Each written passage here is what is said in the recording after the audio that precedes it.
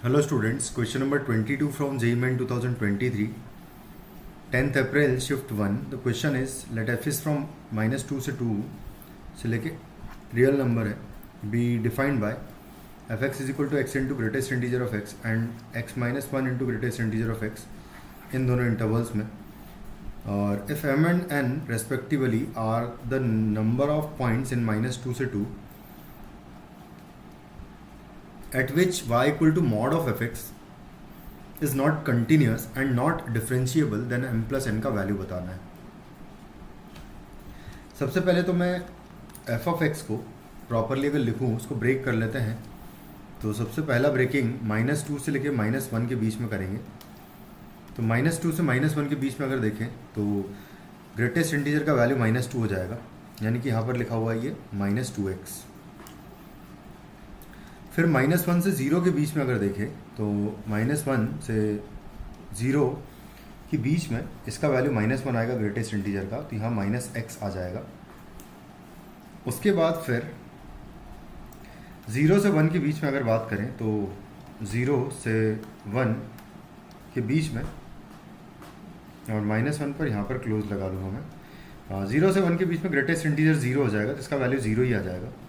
और फिर 1 से लेकर 2 के बीच में अगर देखें तो ये 1 हो जाएगा, यानी कि x -1 आ जाएगा. बस अब इसका ग्राफ बना लेते हैं.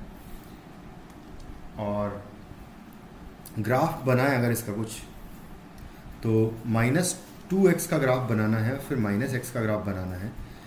इसका वैल्यू -2 पर अगर देखें तो 4 आ रहा है, और -1 पर अगर इसका वैल्यू देखें, इसको थोड़ा नीचे शिफ्ट कर लेता हूँ मैं.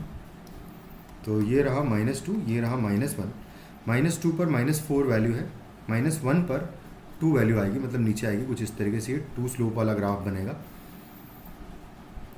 थोड़ा सा ऐसा वर्टिकल थोड़ा सा बनाते हैं, थोड़ा ज़्यादा. उसके बाद फिर वैल्यू -1 पर अगर देखें तो -1 पर -x यानी कि 1 हो जाएगी वैल्यू. तो -4 आ रही थी यहाँ पर, सॉरी 4 आ रही थी, यहाँ पर आ रही थी 2.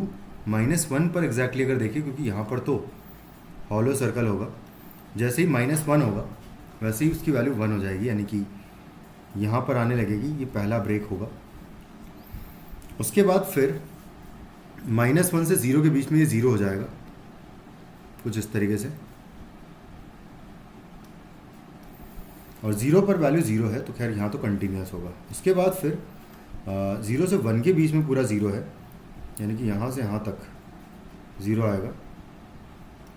और उसके बाद 1 अगर इसमें पुट कर रहे हैं तो भी ये 0 ही आ रहा है,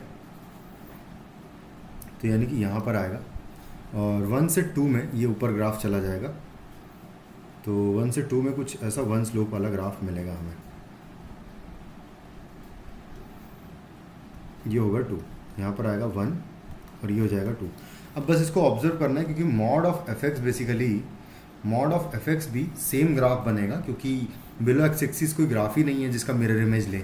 तो कम्प्लीटली अब एक्स एक्सिस पूरा ग्राफ बन रहा है अगर, तो मॉड ऑफ fx का ग्राफ भी यही आएगा एग्जैक्टली. अब अगर हम देखें तो ये फंक्शन एक पॉइंट तो x इक्वल टू -1 पर कंटिन्यूस नहीं है, तो एक ही आएगा बेसिकली m का वैल्यू. तो m का वैल्यू 1 मिलेगा. एक ही पॉइंट है जिस पर फंक्शन कंटिन्यूस नहीं है. लेकिन डिफरेंशिएबल के लिए बात करें तो n का वैल्यू, एक तो यहाँ पर फंक्शन नॉट डिफरेंशिएबल होगा, दूसरा यहाँ पर नॉट डिफरेंशिएबल होगा ड्यू टू शार्प कॉर्नर, और तीसरा यहाँ पर नॉट डिफरेंशिएबल होगा. तो n का वैल्यू जो है वो 3 आ जाएगा. तो m प्लस n की अगर बात करें तो 4 आ जाएगा टोटल हमारा आंसर इस क्वेश्चन का. Thank you.